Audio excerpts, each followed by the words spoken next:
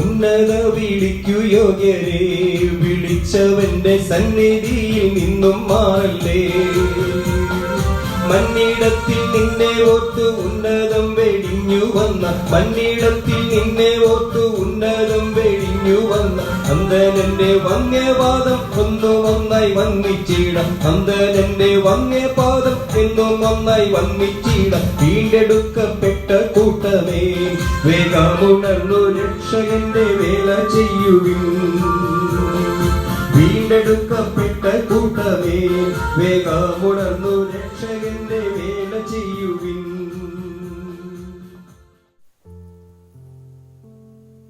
ദൈവനാമത്തിന് മഹത്വമുണ്ടാകട്ടെ. ഇന്നത്തെ പ്രഭാത ധ്യാനത്തിനായി വിശുദ്ധ മർക്കോസിന് സുവിശേഷം 2-ാം അധ്യായം 1 മുതൽ 12 വരെയുള്ള വാക്യങ്ങൾ. ഇന്നത്തെ ചിന്താവിഷയം അന്യോന്യം ഭാരങ്ങളെ ചുമക്കുവാനുള്ള വിളി എന്നതാണ്. ഇന്നത്തെ ധ്യാനഭാഗത്തെ ഒരു പക്ഷപാതക്കാരനെ 4 സുഹൃത്തുക്കൾ ചേർന്ന് യേശുവിൻ്റെ അരികിൽ കൊണ്ടുവരുന്നു. ജനക്കൂട്ടം കാരണം അകത്തു കടക്കുവാൻ കഴിയാതെ വന്നപ്പോൾ അവർ വീടിൻ്റെ മേൽക്കൂര പൊളിച്ച് അവനെ യേശുവിന് മുൻപിൽ ഇറക്കുന്നു. അവരുടെ വിശ്വാസം കണ്ട യേശു അവൻ്റെ പാപങ്ങൾ ക്ഷമിക്കുകയും അവന് രോഗസൗഖ്യം നൽകുകയും ചെയ്യുന്നു. പക്ഷപാത രോഗിക്ക് സ്വയം നടക്കുവാൻ കഴിയുകയില്ല. എന്നാൽ അവൻ്റെ സ്നേഹിതർ അവനെ ഉപേക്ഷിച്ചില്ല. സ്നേഹം വാക്കുകളിൽ മാത്രമല്ല, പ്രവൃത്തികളിലൂടെയാണ് തെളിയിക്കപ്പെടേണ്ടത്. ഇന്നത്തെ സമൂഹത്തിൽ പലരും മാനസികമായും ആത്മീകമായും സാമ്പത്തികമായും തളർന്നിരിക്കുന്നുണ്ട്. ദൈവം നമ്മെ വിളിക്കുന്നത് അവരുടെ ഭാരങ്ങൾ ചുമക്കുവാൻ വേണ്ടിയാണ്. ഗലാത്യ ലേഖനത്തിൽ പൗലോസ് നമ്മെ ഓർമ്മിപ്പിക്കുന്നു, ഒരുത്തൻ മറ്റൊരുത്തൻ്റെ ഭാരങ്ങൾ ചുമക്കുവിൻ.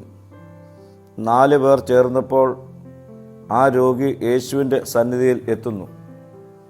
ഒരാളുടെ വിശ്വാസം മതിയാകാതെ വന്നപ്പോൾ കൂട്ടായ വിശ്വാസം അത്ഭുതത്തെ സൃഷ്ടിക്കുന്നു. സഭയും കുടുംബവും വിശ്വാസ സമൂഹവും ഒരുമിച്ച് നിന്നാൽ ഇന്നും അത്ഭുതങ്ങൾ സംഭവിക്കും. ജനക്കൂട്ടം ഒരു തടസ്സമായിരുന്നു, എന്നാൽ അവർ പിന്മാറിയില്ല. സത്യമായ വിശ്വാസം തടസ്സങ്ങൾ കണ്ടാൽ പുതുവഴികൾ കണ്ടെത്തും. നമ്മുടെ ജീവിതത്തിലും പ്രതിസന്ധികൾ വരാം, എന്നാൽ ദൈവസന്നിധിയിൽ ഒരാളെ എത്തിക്കുവാൻ സൃഷ്ടിപരമായ വഴികൾ കണ്ടെത്തണം. യേശു പറഞ്ഞു, നിന്റെ പാപങ്ങൾ മോചിച്ചിരിക്കുന്നു.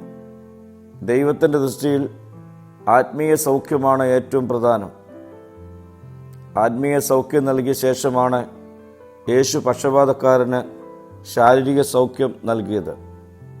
ഇന്നും യേശുവിൻ്റെ സമഗ്രമായ ശുശ്രൂഷ നടക്കുന്നു. പ്രിയമുള്ളവരെ, നമ്മുടെ ചുറ്റും ചില പക്ഷപാത രോഗികൾ ഉണ്ട്. അവർ വിശ്വാസത്തിൽ തളർന്നവരാകാം, വിഷാദത്തിൽ കഴിയുന്നവർ ആകാം, കടബാധ്യതയിൽ തകർന്നവരാകാം. നമുക്ക് അവരുടെ ഭാരങ്ങൾ ഏറ്റെടുക്കുവാൻ കഴിയുമോ? അവരെ യേശുവിൻ്റെ അരികിലെത്തിക്കുവാൻ നമ്മളെക്കൊണ്ട് കഴിയുമോ? അവർ ഒറ്റയ്ക്ക് തകർന്നു പോയവരാണ്. നമുക്ക് പരസ്പരം കരങ്ങൾ കൊടുക്കാം, അവരെ ദൈവസന്നിധിയിലെത്തിക്കാം.